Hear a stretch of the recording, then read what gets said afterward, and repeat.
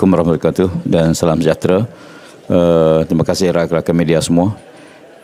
Sidang media pada tengah hari ini ialah apa yang berlaku dalam sebentar tadi dalam Dewan Negeri. Ada dua isu. Yang pertama sekali tentang isu ahli Parlimen Pendang yang diarahkan keluar dan digantung selama 2 hari mulai hari ini. Kami pendapat bahawa provokasi yang dibuat oleh Menteri dengan menyebut nama Pendang beberapa ulang kali dan Pendang terpaksa bagi respon kepada tindak balas ataupun berlaku pada jawapan yang diberi oleh Menteri. Saya fikir sangat tidak adil bagi Pendang yang tidak dibenarkan bagi menjawab. Jadi oleh kerana itu saya fikir ini di antara perkara yang diminta oleh provokasi yang saya sebut dalam Dewan tadi, bahawa kalau Menteri menjawab dengan provokasi, dia akan menimbulkan suasana yang tidak tenang. Sepatutnya Menteri fokus kepada menjawab apa yang dibangkit oleh ahli-ahli Parlimen waktu perbahasan. Yang kedua ialah fakta yang dibangkitkan tadi. Jelas bahawa negeri-negeri yang dikuasai oleh pembangkang ni tidak mendapat peruntukan yang seimbang sebagaimana yang disebut dalam Dewan oleh Menteri. Sebagai contoh, Kedah dalam jawapan tadi disebut bahawa ada 443 projek dengan 1.4586 bilion ringgit. Kelantan ada 4,025 projek dengan peruntukan 2.4946. Terengganu 390 1.545, Perlis 153 dengan 560 juta. Kalau kita campur keseluruhan peratusan yang telah diumumkan tadi, Kedah 4%, Kelantan 7%, Terengganu 4%, Perlis 2%, keseluruhannya hanya berjumlah 17%. 17% berbanding dengan Sabah 18%, satu negeri. Jadi oleh kerana itu, data yang fakta-fakta yang diucap dalam perbahasan membuktikan bahawa yang akan bangkitkan adalah fakta yang betul.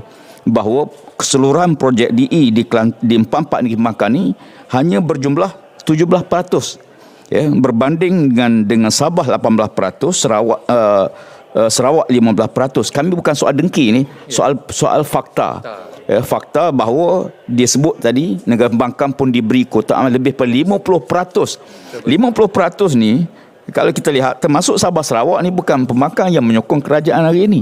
Pembangkang hanya Kedah, Kelantan, Terengganu, Perlis di Semenanjung. Jumlah lebih kurang 70%. Jadi itu yang akan membangkitkan bahawa jawapan Menteri tadi tidak begitu tidak tepat dengan fakta yang diberi. Dan saya minta supaya speaker tadi berjanji akan semak balik handset dan kita harapkan dia fakta ini sebenarnya mengelirukan Dewan dan kita akan lihat jawapan speaker pada besok insyaAllah.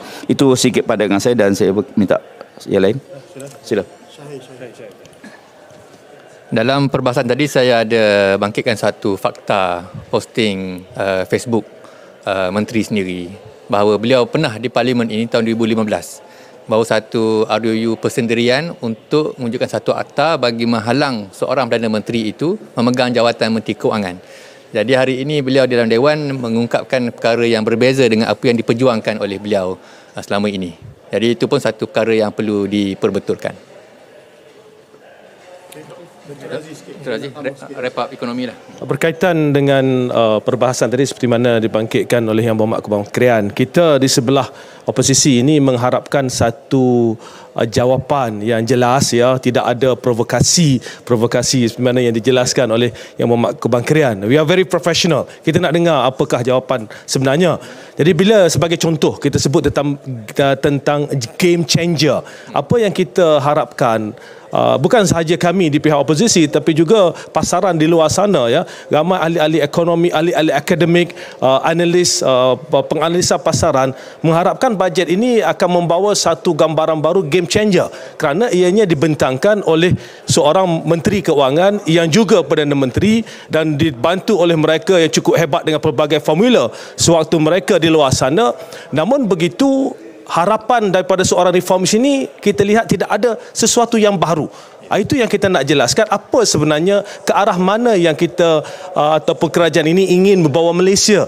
Kita nak tahu apakah pendekatan atau pemangkin baru ekonomi sebagai contoh. Itu antara perkara-perkara yang perlu diberi penekanan. Pelabur nak tahu kita nak menghala ke arah mana. Apakah pemangkin baru, apakah bidang-bidang baru yang akan menjadi tumpuan kerajaan hari ini. Kerana apa? Kerajaan pada hari ini dah umumkan bahawa wawasan kemakmuran bersama dah tak jadi asas. Jadi kalau dahulu ada asasnya, ada frameworknya dalam konteks wawasan kemakmuran bersama, sekarang dah tak ada. Jadi itu persoalannya, apakah yang sebenarnya menjadi game changer kepada kerajaan yang ada pada hari ini.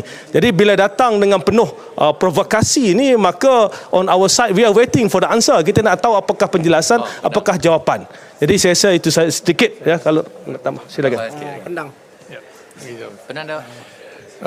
Terima kasih kepada Yang Berhormat Putrajaya. Saya pun dalam perbahasan baru-baru ini saya menyentuh tentang masalah struktural ekonomi Malaysia yang kita telah diberi perhatian oleh Bank Negara, iaitu premature deindustrialisasi pramatang yang menyebabkan ramai graduan TVET kita tidak mendapat gaji yang bermaruah dan pekerjaan yang baik.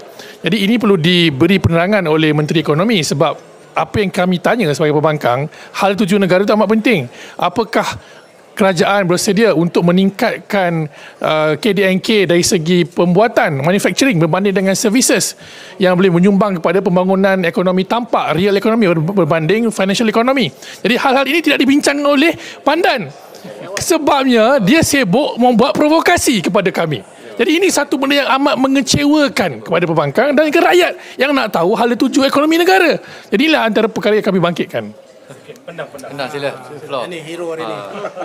Bismillahirrahmanirrahim. Saya hari ini adalah ahli parlimen yang pertama dalam penggal ini, digantung selama 2 hari, hari ini dan besok. Puncanya disebabkan oleh bila saya menyebut berkenaan dengan peruntukan yang digabungkan untuk kerajaan Negeri Kelantan, iaitu royalty dengan annual allocation yang sudah menjadi satu semestinya kepada kerajaan Kelantan pusat untuk agih-agihkan kepada negeri. Saya bangkit dapat penjelasan supaya dia royalty adalah satu perjanjian yang tetap, yang wajib dia kena kena lunaskan.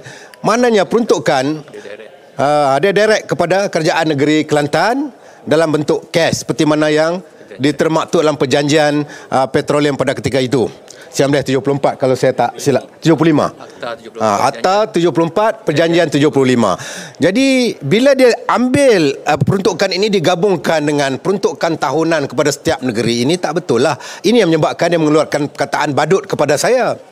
Bila perkataan badut itu adalah menghina diri saya, terus mempertahankan supaya dia menarik balik perkataan badut.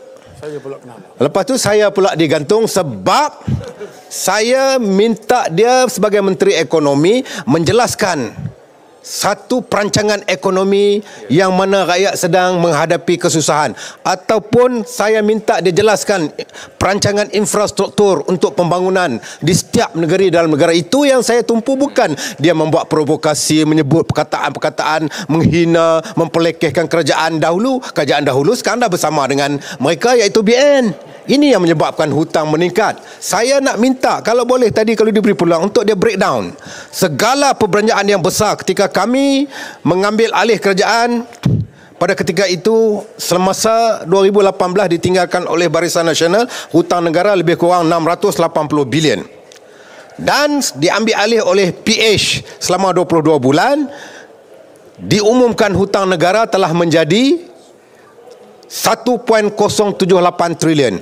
Jadi ada satu disparity, ada satu buffer di situ, ataupun di satu dia panggil perbezaan di situ yang begitu drastik meningkat. Kita nak dia breakdown apa perbelanjaan besar negara sehingga dalam masa 2 tahun diperintah oleh PH menyebabkan hutang negara meningkat sampai 1.078 trilion. Ini diumumkan oleh Menteri Kewangan sendiri.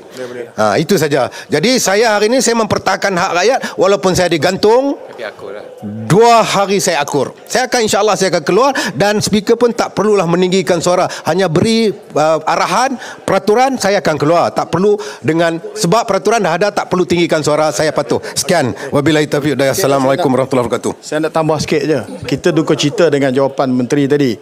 Daripada awal kita mengharapkan menteri menyebut tentang isu yang paling banyak dibangkitkan, iaitu berkaitan dengan royalti dan bayaran tunai kepada negeri-negeri yang ada petroleum, yang ada perjanjian dengan Petronas.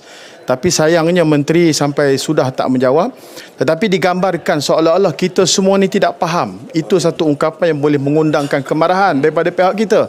Jadi ini rakyat perlu faham bahawa kenapa kita semua bangkit marah sampai ada yang dihalau keluar dewan ialah kerana cakap menteri itu mengundang kemarahan kita. Dalam masa yang sama dia banyak mislead.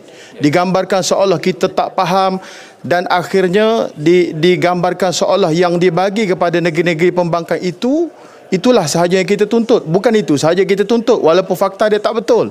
Yang kita tuntut ialah bayaran tunai dan royalti, itu yang kita nak hasil daripada petroleum. Jadi kalau seorang menteri ekonomi tak faham separation antara royalty dan juga consolidate fund, ini satu masalah. Itu yang saya sebutkan dalam dewan tadi. Okey. Terima kasih.